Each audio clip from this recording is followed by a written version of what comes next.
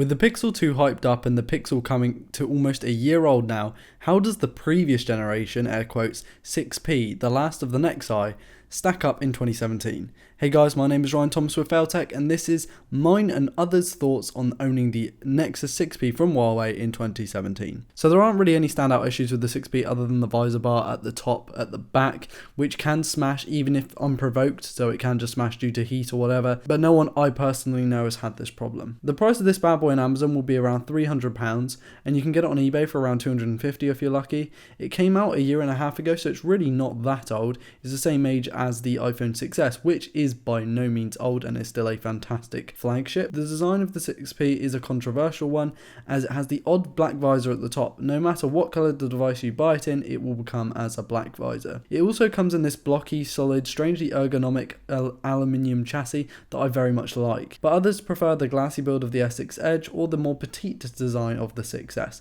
Links to buy both will be in the video description. By the way, I'll talk about that a little later.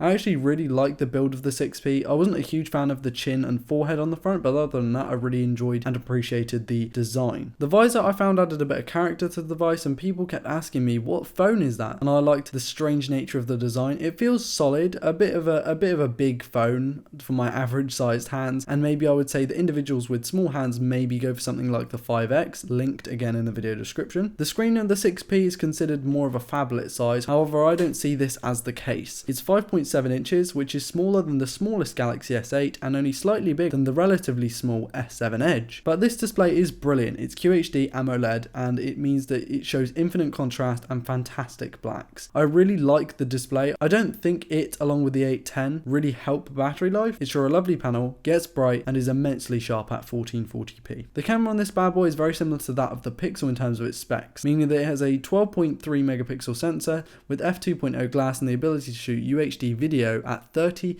FPS, and also the ability to shoot slow motion 720p at 240 FPS, a 10 times slow motion if you're working in the 24p timeline. It doesn't have optical image stabilization, which is a tad annoying, as well as the f2.0 glass. It doesn't get the most amazing low light performance. I found it to be alright, but by no means the best compared to the likes of the LG G4, which has OIS as well as faster glass. But I do like the slow motion and the quality video that it shoots if you have a mobile tripod. As for the selfie cam, it's an 8 megapixel sensor with an f2.0 aperture on its glass, so you're not able to get the most amazing low light performance here either, nor do you get the awesome Samsung wide angle lens, but what you do get is a decent resolution, which is great, and the ability to shoot 1080p video at 30 FPS too, which is rather good. The performance specs of this thing are controversial when it comes to the Snapdragon 810 octa-core chip that did run quite hot when it first came out, but a lot of great bug fixes and updates have breathed new life into it, and it's really not as bad as it used to be. It's still not amazing, but it's way better. It runs games really well, and the overall UX is great, but I do feel like it can run quite hot and thermal throttle a lot. Apparently it does that often too, according to my friends. It's not amazingly power efficient, but it's great for multitasking. The 3GB of RAM really does help here too,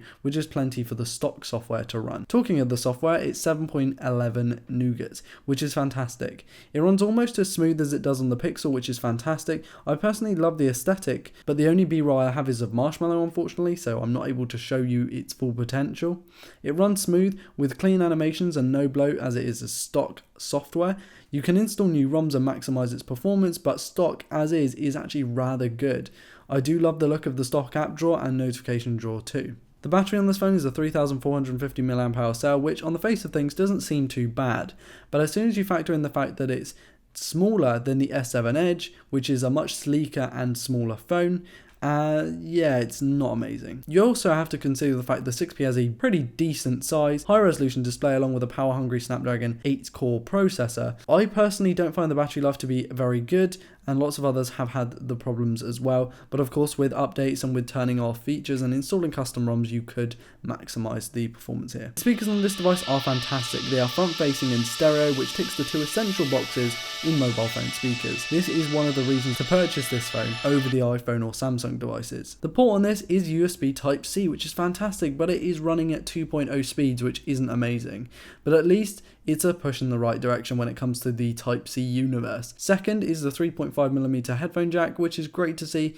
but not quite a rare occurrence yet, as neither Samsung nor LG have ditched their headphone jack yet. The fingerprint scanner is a decently quick and accurate one. Apparently with the new update, the super cool fingerprint swipe down from the Pixel is now available on the 6P. A cool feature is fast charging, yet there is no expandable storage, unfortunately, nor a dual SIM option, nor wireless charging, which isn't great. And actually I do find the dual SIM and wireless charging features to be almost essential in newer phones. In conclusion, I really like the 6P, and I think that Google has done a great job at ironing out some of its kinks, and I think it looks okay.